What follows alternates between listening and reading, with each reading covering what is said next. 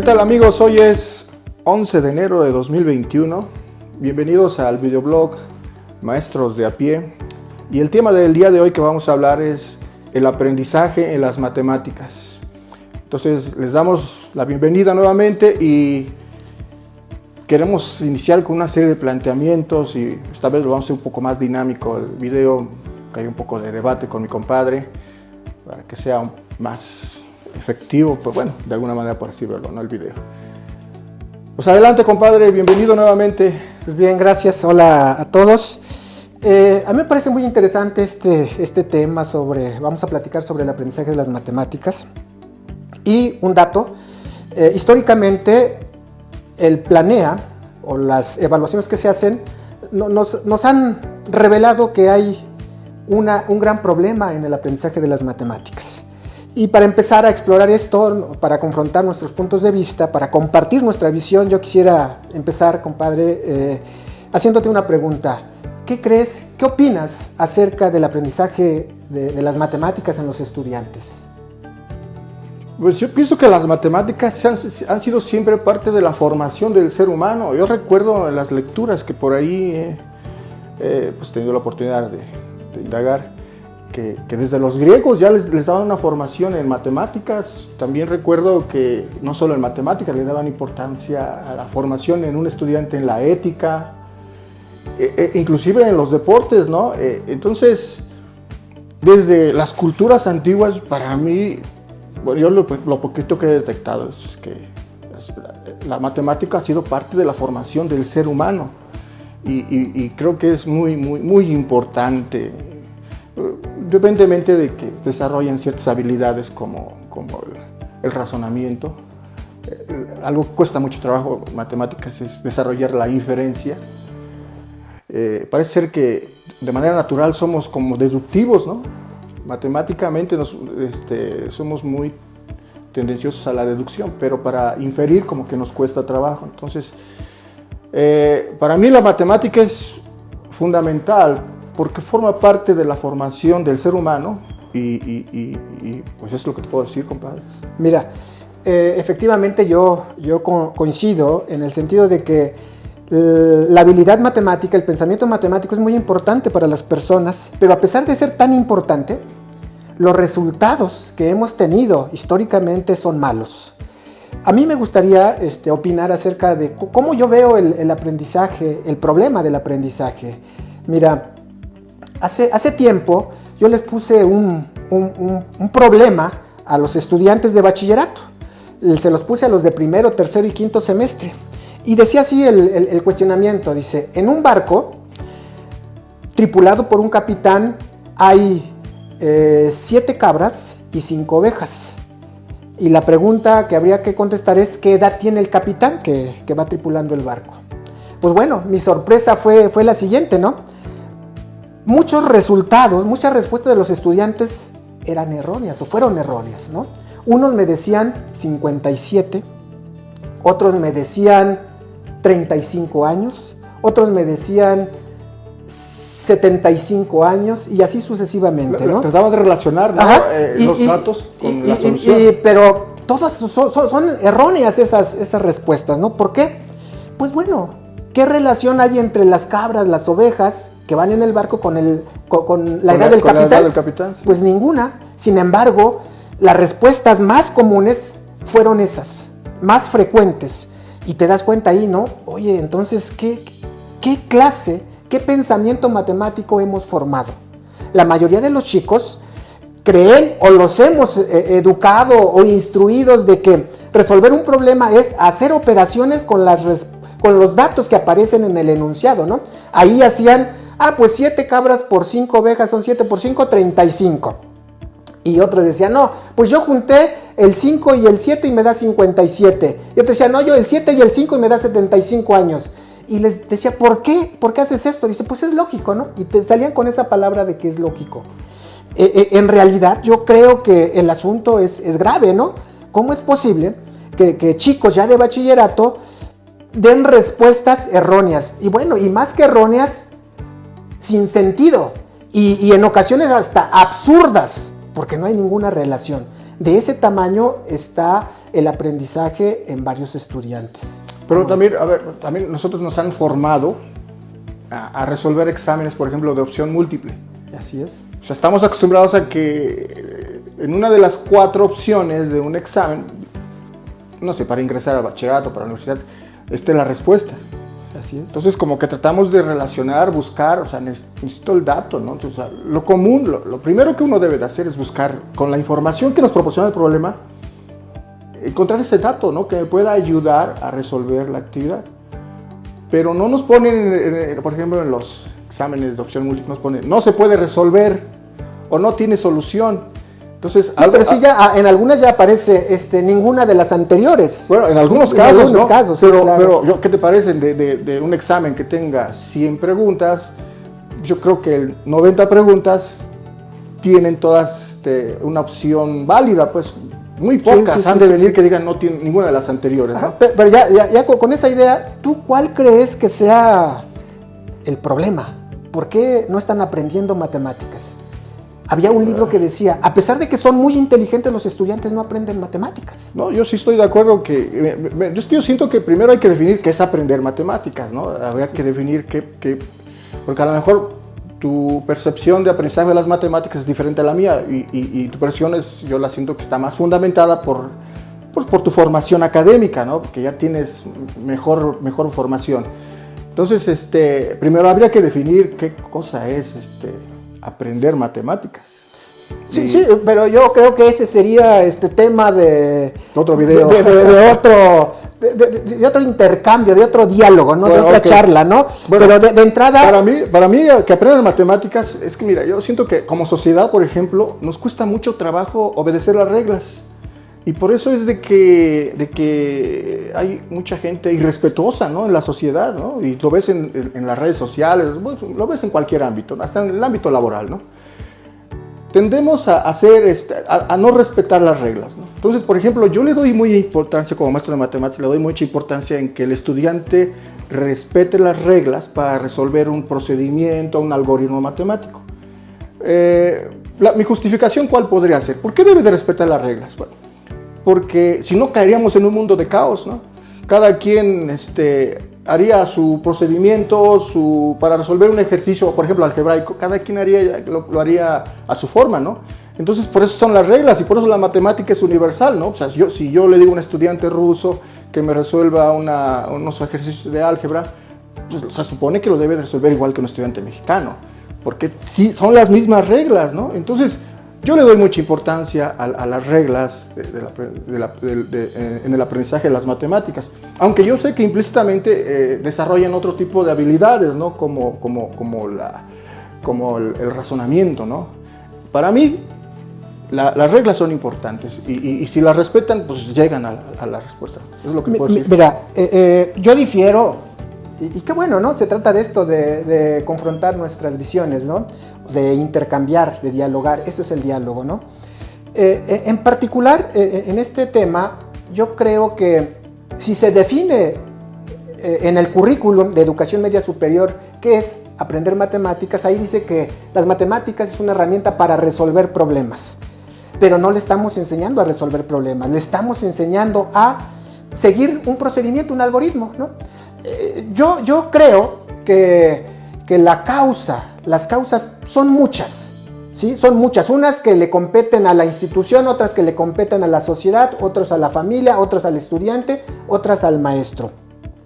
Pero acá, pues lo que estamos haciendo es compartir una visión de un maestro de a pie, de un maestro al ras de piso, ¿no? Que está en el aula, exactamente, que se enfrentan con diferentes situaciones, escenarios, que a diferencia de las... Entonces yo por eso me voy a centrar ahorita en lo que considero que está en las manos del maestro, ¿sí? No voy a tocar las otras cosas, ¿no? ¿Y qué está en las manos del maestro? Yo creo que la enseñanza. Y yo creo que una de las causas principales, relevantes de que el poco aprendizaje es la enseñanza que hemos estado ofreciendo, ¿no?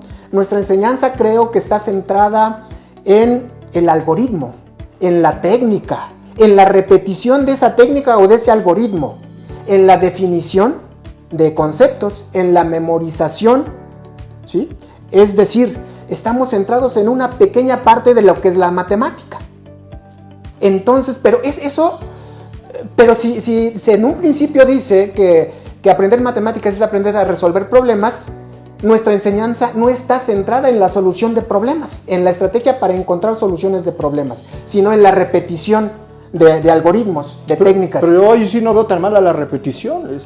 Inclusive yo recuerdo ahorita un proverbio japonés que dice, la disciplina tarde o temprano vencerá la inteligencia.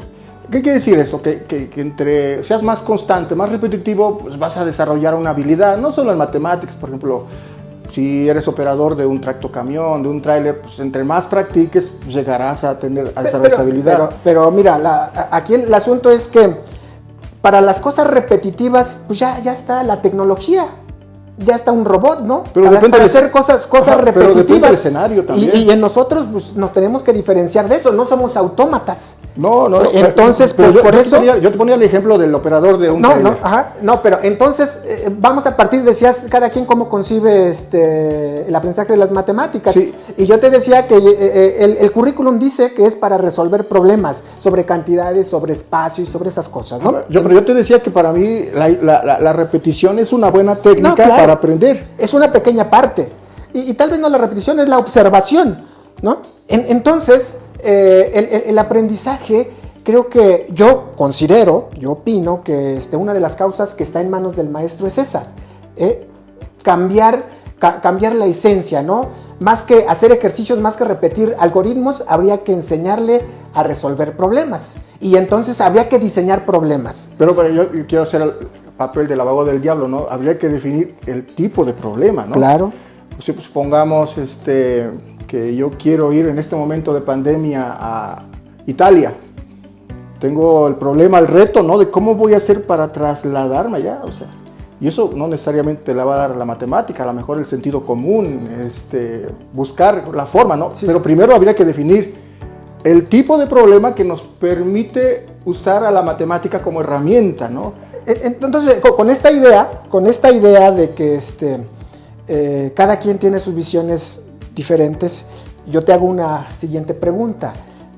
¿Tú cuál crees, desde tu visión, la solución, una propuesta de solución, unas ideas para resolver esta problemática y elevar el aprendizaje de las matemáticas? Pues primero que respetemos las reglas para resolver el algoritmo, primero. Porque vuelvo a repetir, si no caeríamos en un caos, ¿no? Inclusive por ahí se habla de que la matemática es el lenguaje universal, ¿no? Y si es un lenguaje universal es porque hay una unificación de reglas, ¿no? Entonces, primero eso, ¿no? Y para mí, la práctica. Yo te voy a poner mi experiencia muy personal. Yo era malo en matemáticas. Honestamente, me costaba mucho trabajo. Recuerdo que más o menos en la secundaria era yo alumno aceptable, ¿no? En la preparatoria, pues mal estudiante para las matemáticas, pero en la prepa la necesidad me obliga de la universidad, la necesidad me obliga a tener una formación en matemáticas sólida, ¿no? Entonces, ¿cómo desarrollé esa habilidad? Pues haciendo muchos ejercicios, ¿no? Practicando mucho. Entonces, para mí también el aprendizaje, para mí una propuesta de solución es de que también practiquen mucho y que hagan muchos ejercicios. Yo, de manera personal, yo te puedo decir que libretas completas, y no estoy hablando literal, de hacer muchos ejercicios, y pues poco a poco empecé yo a razonar y entender qué estaba haciendo, pero después de hacer muchos ejercicios. Entonces, para mí esas dos por este momento, ¿no? Que respetemos las reglas y la repetición, porque tarde o temprano le fue entendiendo a las matemáticas. Mira, yo entiendo tu postura, ¿no? Y quisiera ilustrarlo, ¿no? Si a ti te van a evaluar resolviendo un ejercicio para resolver una ecuación, yo creo que vas a salir bien. Porque sabes resolver una ecuación, porque sabes el algoritmo, sabes el procedimiento, conoces la técnica. Pero si te van a evaluar para resolver un problema que tiene un contexto, tal vez ya no funcione lo que has aprendido, ¿no? Entonces es relativo en este sentido, en ese contexto es relativo el aprendizaje, ¿no? Bien, mi visión acerca de algunas ideas que pudieran resolver o contribuir a mejorar el aprendizaje de las matemáticas es la siguiente. Si yo parto de que aprender matemáticas es aprender a resolver problemas sobre cantidades, sobre espacio, entonces creo que la enseñanza debe estar centrada en problemas. ¿Qué es un problema? Pero hay muchas definiciones, ¿no? Pero debe tener las siguientes características un problema, ¿no? Primero, que tenga un contexto, ¿sí? Que tenga un contexto. Sí, que debe dar la utilidad. Sí, ¿no? sí. Que sea ese problema que sea útil, ¿sí? Que le sirva en la vida del estudiante, y en la vida cotidiana o en la vida académica, pero que también sea funcional lo que tú le vas a enseñar, ¿sí? Que para resolverlo hay que acostumbrarlos a que debe usar el sentido común, lo que tú decías hace rato, que tenga aplicación entonces, ¿sí? Y que esa aplicación tenga un contexto de tal manera que ese contexto le dé un significado, le dé un sentido, ¿sí? Porque si no, pierde el sentido de aprender matemáticas, ¿no? El gran problema es que las matemáticas que enseñamos creo que se han subordinado al currículum, y creo que la enseñanza debe estar subordinada a las necesidades del contexto. Entonces, yo creo que si nosotros cambiamos nuestra enseñanza, en lugar de ejercicios ponemos problemas, pero problemas que realmente sea un reto para el estudiante, ¿sí? Que realmente le atraiga al estudiante, que explotemos su interés. No es fácil lo que estoy diciendo, ¿no? Habría que diseñar esos problemas, porque en los libros no aparecen. No. En los libros aparecen problemas o ejercicios que son genéricos, que aplican aquí, en China y en Rusia y a donde sea, ¿no? El problema es diseñar unos problemas que tengan un contexto y que sean útiles para el estudiante a donde estamos dando clases. Sí, eso es lo que debe decir. O sea, el diseño de esos tipos de problemas sí se requiere mucha creatividad. Yo, por ejemplo, he ojeado 5 o 6 libros de cálculo diferencial, y en los 5 o 6 libros cuando se habla del tema de maximizar, del ejercicio de las cajitas, ¿no? Cómo maximizar el volumen partiendo de una hoja o de una pieza de cartón plana, ¿no? Al construir la caja, construir una caja y generar la que mayor volumen podría tener. En los libros aparece ese mismo problema, ¿no?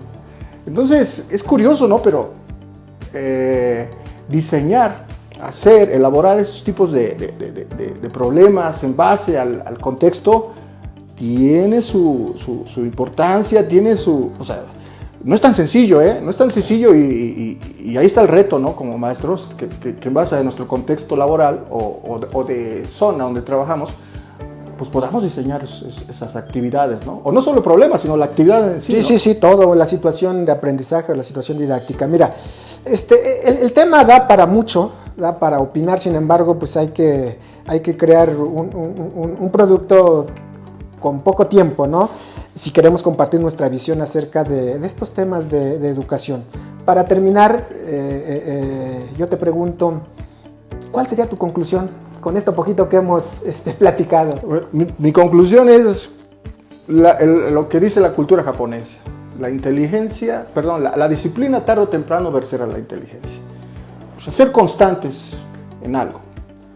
No solo en matemáticas, en biología, en química, estoy estudiando medicina, clínica, no sé. Ser constantes en algo, y producto de esa constancia uno va a desarrollar una habilidad, o uno va a desarrollar el dominio de ciertos contenidos, ¿no? Entonces, mi conclusión es de que hay que ser constantes en lo que estemos haciendo, no solo la asignatura o la materia, sino cualquier actividad. Bien, yo quisiera también contribuir a mi conclusión acerca de esta charla. Mira, es preocupante para mí saber que hay muchos estudiantes que los vemos con comportamientos inteligentes, con razonamientos inteligentes, pero a pesar de eso no están aprendiendo matemáticas. Y creo que a donde podemos contribuir nosotros, los maestros de a pie, es en la enseñanza. Y lo que yo decía anteriormente, ¿no?